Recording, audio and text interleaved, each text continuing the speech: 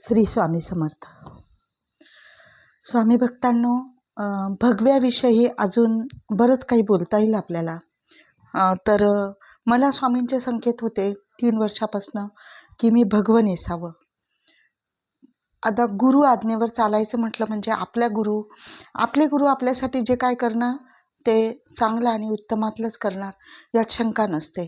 आणि आपले गुरु आपल्यासाठी हे सर्व का सांगत आहे हे आपण गुरुला उलट प्रश्न विचारणार नसतो.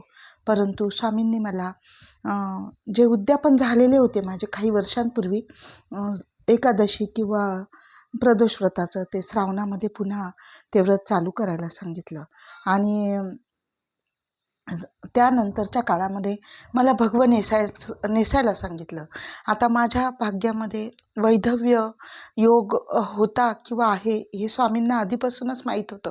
म्हणून स्वामींनी मला सांगितलं होतं की तुला अहिल्याबाई होळकर बनून काम करायचं आहे आणि पुढच्या काळात तुला भगवं वस्त्र परिधान करायचं आहे.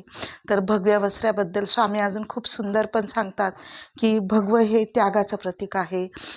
भगवं अध्यात्माचं उच्चांकावरचं प्रतीक हे भगव्या रंगाचं वस्त्र आहे.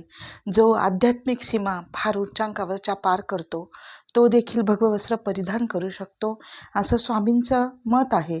आणि ह्या सगळ्यांच्या योग्य स्वामींनी मला समजलं, म्हणूनच स्वामींनी मला भगवं वस्त्र दिलं. यामध्ये कोणतीही शंका माझ्या मनामध्ये नाही.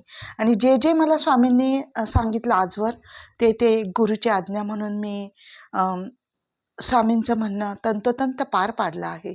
आणि त्याचमुळे मी भगवं वस्त्र धारण केलं आहे. श्री स्वामी समर्थ.